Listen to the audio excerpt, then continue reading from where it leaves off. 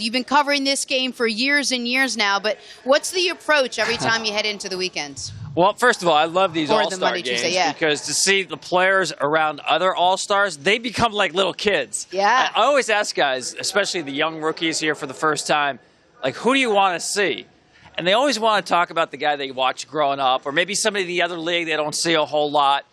And then kind of the swag, you know? If you like shoes, tomorrow, this is the game of the year tomorrow, right? Yes. You got a style, man. Guys, bring it for the All-Star game. I love it. I love that. You wrote a great article in Sports Illustrated about Mike Trout and about how somehow Mike Trout is underappreciated, and I think that's absolutely right. Even though he might win the MVP, like Mookie Betts probably the leader, but he's going to finish top 3 again.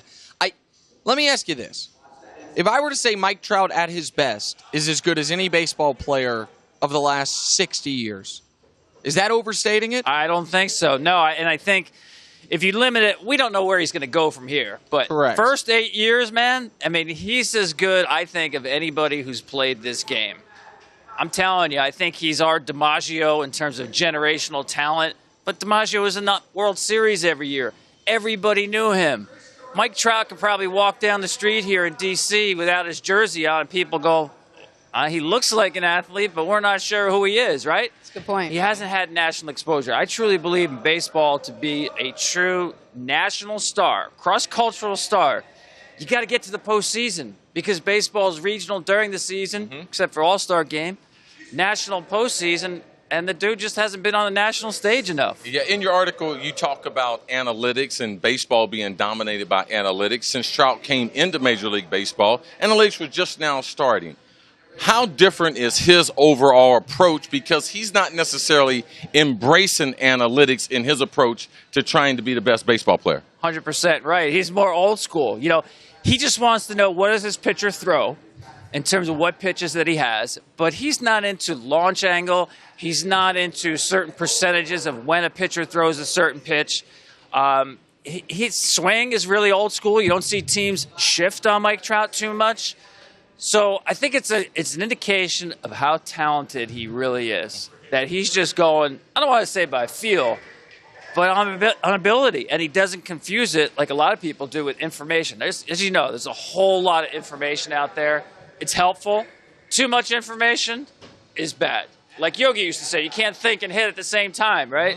He doesn't do too much thinking. You mentioned that to become a national star the postseason. Like Aaron Judge played for the Yankees, so he already had that going for him. But Aaron Judge became a household name thanks to the Yankees making it all the way to Game 7 of the ALCS. For baseball's sake, is it important that Mike Trout either leave the Angels or that the Angels just all of a sudden quickly become a team, not necessarily up to his level of talent, but a team that's in contention for the postseason? I think for Mike Trout to be fully appreciated, the answer to that is yes. They need to get him to the World Series, especially the postseason at all.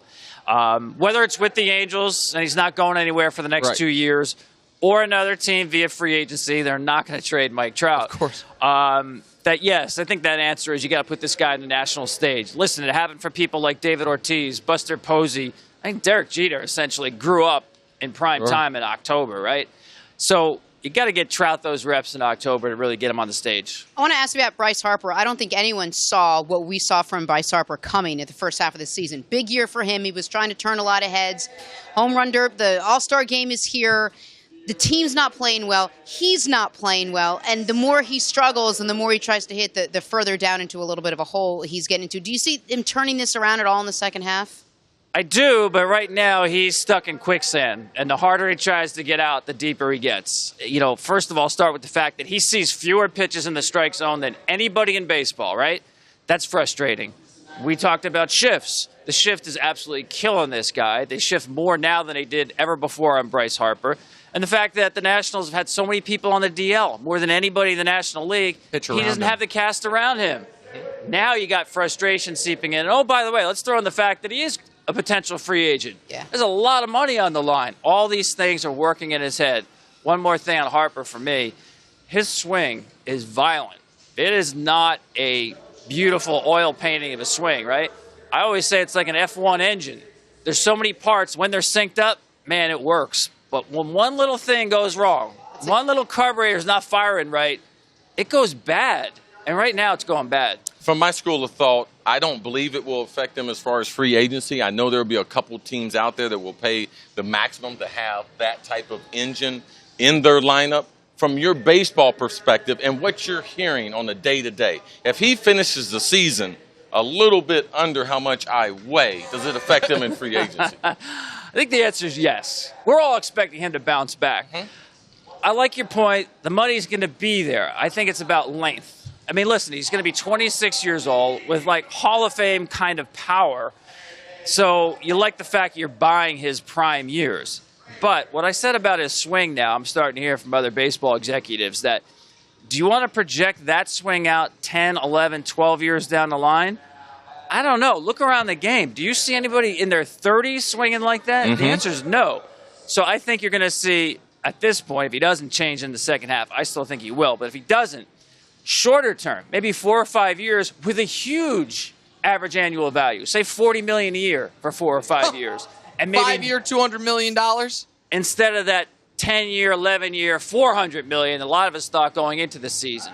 All right, let's talk about the AL East, because it's such an odd situation where, because of the last couple weeks, at the break, the question people are asking is, what do the Yankees need to do? Like, how can the Yankees get back in this race? The Yankees are on pace for the 19th most wins in the history of Major League Baseball, and they're 4.5 games back, because the Red Sox are on pace for the 4th most wins in the history of Major League Baseball. You're much more of a baseball historian than me. Can you remember a divisional race with two teams quite this good, both on pace for 105-plus wins? Really, I have to go back to pre-wild card. 93 Giants went home with about 103 wins because the Braves ran them down in the second half. What I like about it, though, is this year, you got that one-and-done game staring both teams in the face, the wild card game. So you can have 105, 106 wins. You're going to have to put that on the line on one night. I mean, none of those pitcher could get a blister. Neither one of those teams wants to face that scenario. And by the way, if you check the schedule, you see where the Yankees and Red Sox finish up at Fenway Park against one another. How great is that? But I think that puts pressure on the Yankees here at the deadline. 4.5 games right now is a little bit of a gap between those two teams.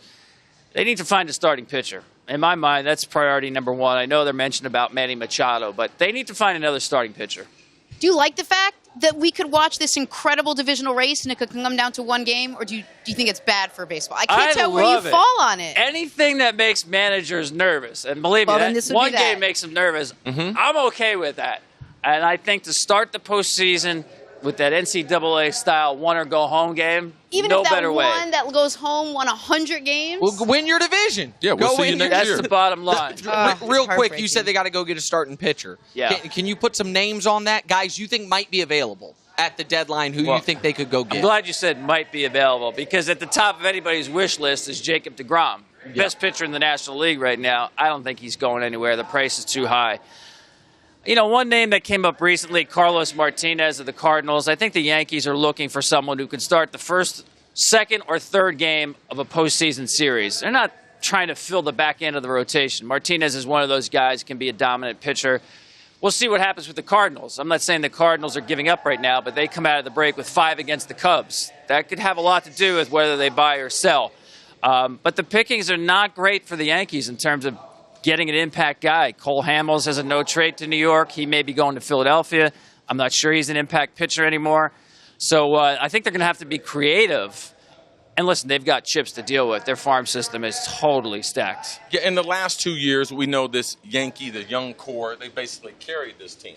Do you think, and not necessarily the playoffs, but that last stretch, that last 30 days and the playoffs, you think that helps these young Yankees in this year's stretch drive and the playoff run?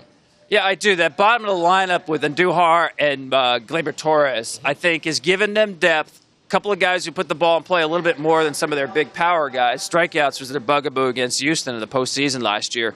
But, in a season, you go as a professional, go through a full season for a first time. Hard to predict what these young guys do. And we saw Aaron Judge last year in August, right? He couldn't put a ball in play. Now, he recovered in September.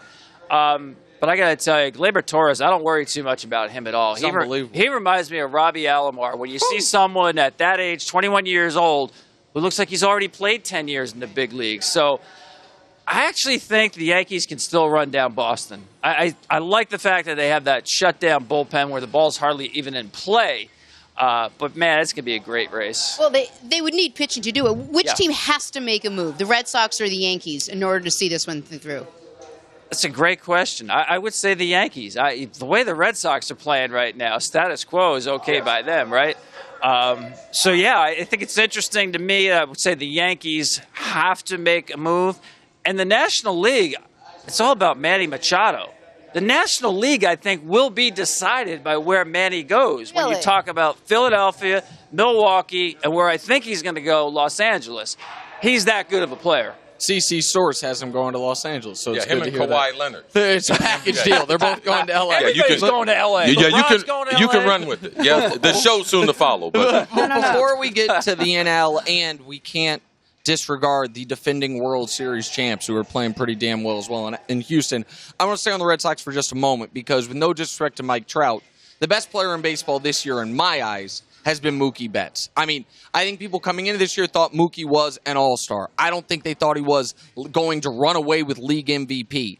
How has it all clicked for Mookie Betts like this? I think J.D. Martinez has a lot to do with it. J.D. Okay. Martinez obviously is the most impactful free agent signing of the offseason. They needed a real middle-of-the-order hitter. They got that. But they also got a guy who makes players around him better. This guy is a hitting wonk. Knows more about hitting basically than anybody I know except maybe Joey Votto, and is great at sharing his wisdom with the other guys. And I know he's been a mentor to Mookie Betts. Mookie Betts has been, and the whole team, much more aggressive this year. Boston's problem last year, way too passive, took way too many strikes. He's letting it fly this year, Mookie Betts. And when you've got J.D. slotted behind you there in that lineup, that's got to help, They got to throw strikes. Absolutely. What do the Astros have to do if they want to repeat?